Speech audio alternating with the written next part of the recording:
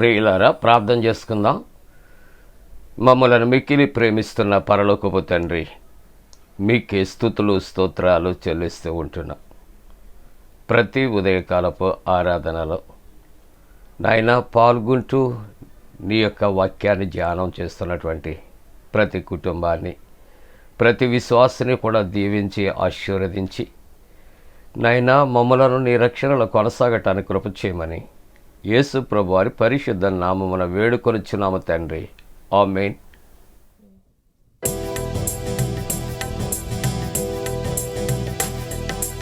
రాజాని భవనములో రేపగలు వేచియుందును.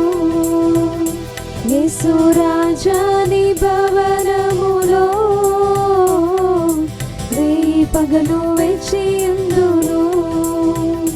నిన్ను స్తుతించి ఆరాధింతును,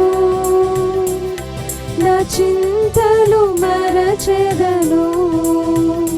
నిన్ను స్తుతించి ఆరాధింతును, నా చింతలు మరచెదను. ఆరాధనా ఆరాధనా అబ్బా తండ్రి నీకేనయ్యా. ఆరాధనా ఆరాధనా అబ్బా తండ్రి నీకేనయ్యా. రాజాని భవనములో రేపగలు వేచియుందును. యేసు రాజాని భవనములో రేపగలు వేచియుందును.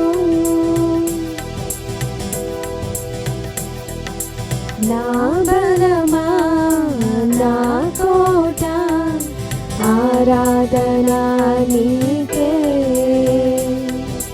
నా బలమా నా కోట ఆరాధనా నీకే. నా దుర్గమా ఆశ్రయమా ఆరాధనా నీకే. నా దుర్గమా ఆశ్రయమా ఆరాధనా నీకే. ఆరాధనా ఆరాధనా అబ్బా తండ్రి నీకేనయ్యా. ఆరాధనా ఆరాధనా అబ్బా తండ్రి నీకేనయ్యా. రాజాని భవనములో రేపగలు వేచియుందును. యేసు రాజాని భవనములో రేపగలు వేచియుందును. ప్రియులారా, ప్రభు పేరట మీ అందరికీ కూడా శుభాలు. జన్మదినాలు, వివాహ దినాలు జరుపుకుంటున్న కుటుంబాలకు యేసుక్రీస్తు ప్రభు వారి పరిశుద్ధ నామమున పండు prince and sisters YouTube channel ద్వారా శుభాలు తెలియజేస్తున్నా. మీ కొరకు ప్రార్థన చేస్తూ ఉన్నా. దేవుడు మిమ్మలను దీవించునుగాక. మంచిదండి, అంతా క్షేమంగా ఉన్నారు కదా? సంతోషానందాలతో ఉన్నారా? మీ కొరకు మేము ప్రార్థన చేస్తున్నాం ప్రతిదినం. మరి మా కొరకు పండు friends and sisters YouTube channel కొరకు మీరు ప్రార్థన చేస్తూ ఉన్నారా? మరి యొక్క యూట్యూబ్ ఛానల్ ద్వారా స్వదేశ విదేశాల్లో ఉన్నవారు అనేక మంది ఈ యొక్క వాక్య ధ్యానాల్లో పాల్గొంటున్నారు, ఆశీర్వదించబడుతున్నారు. ప్రార్థనలు కోరుతున్నారు. అటువంటి అవసరతలు ఏదైనా ఉంటే మీరు కూడా మీ ప్రార్థన అవసరతలు తెలియచేయండి. మంచిదండి. మరి యొక్క ప్రాతకాల ఆరాధనలో ఈ దినము నుండి యెషయా గ్రంథాన్ని మనం కలిసి ధ్యానం చేస్తున్నాం. మరి ఈ వాక్య ధ్యానాల కొరకు ప్రతిదినం కూడా మీరు ప్రార్థన చేయండి. సేవకుని కొరకు ప్రార్థన చేయండి.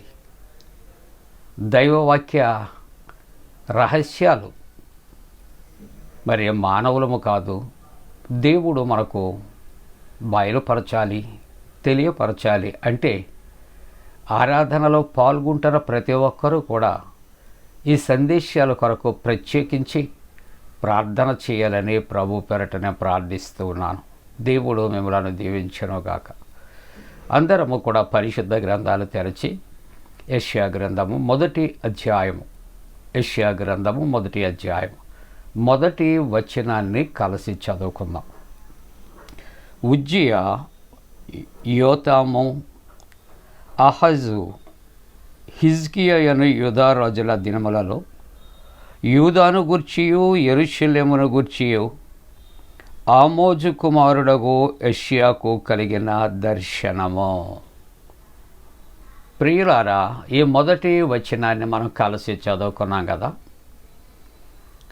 ఈవేళ మన యొక్క వాక్యాంశము దర్శనము.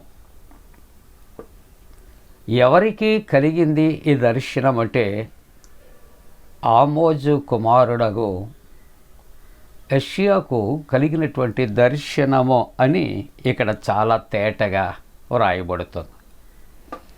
ఈ దర్శనములో ఏ ఏ విషయాలు ప్రభు మాట్లాడుతున్నాడో ఆ యొక్క 2వ వచనము నుండి చాలా క్లియర్గా తేటతెల్లం చేయబడుతూ ఉన్నది. కాబట్టి మొదటి వచనం అసలు దర్శనము అంటే ఏమిటో మనం తెలుసుకోవలసినటువంటి అవసరత ఉంచున్నది. దర్శనము అనే మాటకు విజన్ అని ఇక్కడ అర్థాన్ని చెబుతూ ఉన్నాడు. ప్రియులారా, మరి ఒక మాట జ్ఞాపకం చేసుకుందాం. ఎవరో అన్నారట, మాధ్యాలము అనగా ఏంటండి అన్నాడట. ఎదుటి ఆయనట మాధ్యాలము అనగా బిడాలము అన్నాడట. బిడాలమన్నా మాధ్యాలమన్నా ఒకటే, కానీ అది ఆ అర్థము తెలిసే విధంగా మనం చెప్పటానికి ప్రయత్నం చేయాలి. మాధ్యాలము అంటే తెలియకే అడిగాడు, దాన్ని బిడాలము అన్నాడట. అది ఏమిటి అంటే పిల్లి. ప్రియులారా, ఏమండి ఇదేమిటండి అన్నాడంట. రామమునగ పండు అన్నాడట. ఇంకో వ్యక్తిని అడిగితే ఇది తక్కాలి పండు అన్నాడట. ఏమిటి అని ఆలోచన చేసి ప్రక్క వ్యక్తిని అడిగితే అదే టమాటో అన్నాడట. కాబట్టి ఒక పదానికి అర్థము మనము క్లారిటీ లేకపోతే, ఆ క్లియరెన్స్ అనేది లేకపోతే ఆ యొక్క మరి భావము అనేది మనకి ప్రస్ఫుటంగా తెలియదు. కాబట్టి ఈవేళ ఆమోజు కుమారుడగు యెషయాకు కలిగినటువంటి దర్శనము అనే మాటను మనం ఇక్కడ వివరంగా తెలుసుకుంటే విజన్ అని ఇంగ్లీష్లో తెలియజేస్తూ ఉంది. ఇంగ్లీష్లో ఉన్నటువంటి మాటకు అర్థాలు జ్ఞాపకం చేస్తే టు సీ, అలాగనే లుక్, ప్రొఫెసీ, ప్రొవైడ్, ఈ మాటలు అర్థాన్ని ఇస్తూ ఉంటున్నాయి. ఈ దర్శనము అనే మాట ఇది నామవాచకము అని తెలియజేస్తూ ఉంటూ ఉన్నది. అనగా లుక్ అనే మాట మనం ఇంగ్లీష్లో చెప్పాం చూచుట. ఈ యొక్క చూచుట అనే క్రియ ఇది హెబ్రీ భాషలో దీన్ని చాజా అంటున్నారు, చాజా. కాబట్టి ఈ పదాన్ని మనం గ్రహించినట్లయితే ఈ మాటకు వచ్చే అర్థం ఏమిటని చూస్తే దేవుని ద్వారా సత్యము వెల్లడి చేయబడినది. ఎడ్వర్డ్ జే యంగ్ అనే అతడు ఈ దర్శనము అనగా ప్రవచనం యొక్క అస్వాభావికతను స్పష్టం చేస్తుంది అంటాడు. అస్వాభావికత. కాబట్టి ఇది కేవలం దేవుడు ఏం చేస్తున్నాడంటే యెషయాకు వెల్లడి చేస్తూ ఉన్నాడు.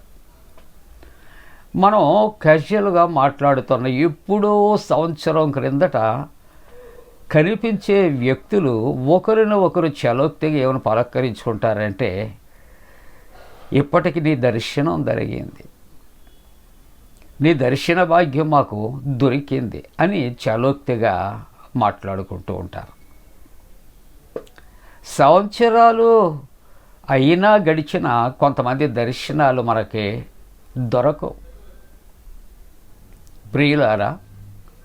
ప్రియులారా దర్శనము, విజన్, చూచుట అనే దాని కొరకు ఈవేళ మనం క్లుప్తంగా మనం ఆలోచన చేశాం. దేవుడు తను జరిగించే విషయాలను ఆయన బయలుపరచటమే, తెలియపరచటమే. కాబట్టి ప్రొఫెసీ అనే మాట, ప్రవచనం అనే మాట మనకు ఇక్కడ తెలియచేయబడుతూ ఉంటున్నారు. దేవుడు తన ప్రజలను ఆయన దర్శిస్తాడు, ఆయన వాక్యముతో దర్శిస్తూ ఉంటాడు, ఆయన ఇన్పర్సన్గా దర్శిస్తూ ఉంటాడు. సమూయేలును మనం మొదటి అధ్యాయంలో మనం చూస్తూ ఉంటున్నప్పుడు 3వ అధ్యాయంలో వాక్కు కలిగి అక్కడ ప్రత్యక్షమైనట్లుగా చూస్తున్నాం, వాక్కు దర్శించినట్లుగా మనం చూస్తూ ఉంటూ ఉన్నాం. కాబట్టి వాటి కొరకు క్లుప్తమైనటువంటి వివరణ జ్ఞాపకం చేసుకుంటే ఆదికాండములో 15వ అధ్యాయంలో మొదటి వచనములు, ఇవి జరిగిన తరువాత యెహోవా వాక్యము అబ్రహామునకు దర్శనమిచ్చెను. దేవుని వాక్యమట ఎవరికి దర్శనమిచ్చిందండి? అబ్రహామునకు దర్శనము ఇచ్చాను. ఇక్కడ మనం యెహెజ్కేలు గ్రంథం 1వ అధ్యాయం 1వ వచనములో చూస్తే, దేవుని గూర్చిన దర్శనములు నాకు కలిగేను. లూకాసు వార్త 1వ అధ్యాయం 68వ వచనములో చూస్తే, ఆయన ప్రజలకు దర్శనమిచ్చి వారికి విమోచన కలుగు చేశారు. కాబట్టి దేవుడు తన ప్రజలకు వెవ్వేరు రీతులుగా ఆయన దర్శిస్తాడు, దర్శనమిస్తాడు, కనబరుచుకుంటాడు, బయలుపరుచుకుంటూ ఉంటాడు, వారితో మాట్లాడుతాడు. జరిగే సంగతులు, ఆయన జరుగుతున్న సంగతులు, భూత భవిష్యత్ వర్తమాన కాలాలు ఆయన ఎవరిని దర్శించారో వారికి తెలియజేస్తూ ఉంటారు. అటువంటి సత్యాలే ఈ యొక్క పరిశుద్ధ గ్రంథములో మన కొరకు మరి లిఖించబడినట్లుగా మనం చూస్తాం. వాటిలో ఈ యొక్క ప్రకటన గ్రంథాన్ని కూడా దర్శన గ్రంథము అంటారు, ప్రవచన గ్రంథం. ఏది జరుగుతుందో, ఏది జరగబోతుందో కూడా దేవుడు తన ప్రజలకు దర్శించి ఆయన చెప్పే విషయాలు. కాబట్టి ఆమోజు కుమారుడైనటువంటి యెషయాను యెహోవా దేవుడు దర్శించి అక్కడ ఆ రాజ్యాలు కానీ, ఆ సంఘాలకు కానీ, ఆ ప్రజలకు కానీ ఏం జరగబోతుంది, వారు ఎలాగ ఉన్నారు, వారు ఎలా ప్రవర్తిస్తున్నారు, వారు ఎలా జీవిస్తూ ఉన్నారు, ఇవన్నీ కూడా యెషయాకు దర్శనమిచ్చి ఆయన తెలియచేస్తున్నటువంటి సత్యాలు అనే మాట ఈవేళ మొదటి మరి యొక్క వాక్య భాగంలో మనము దర్శనము అనే దాన్ని గురించి మనము ధ్యానం చేస్తాం. మరి రేపటి నుండి యెషయా గ్రంథం ఈ వాక్య ధ్యానాల కొరకు మరి ప్రార్థన చేయాలని మరి ప్రభువు పేరట నేను ప్రార్థన చేస్తూ, మరి విశేషంగా ప్రభు తన ప్రజలను దర్శించే దేవుడు కాబట్టి వాక్య ధ్యానాల్లో ఉన్నటువంటి మనలను కూడా ఆయన ధ్యానించే దేవుడుగా ఉన్నాడు కనుక ఆయన దర్శన భాగ్యాలు పొందుకొని మనమును కూడా పునీతులు కావటానికి దేవుడు తన పరిశుద్ధాత్మకుడైన మనపై మెండుగా కుమరించునుగాక.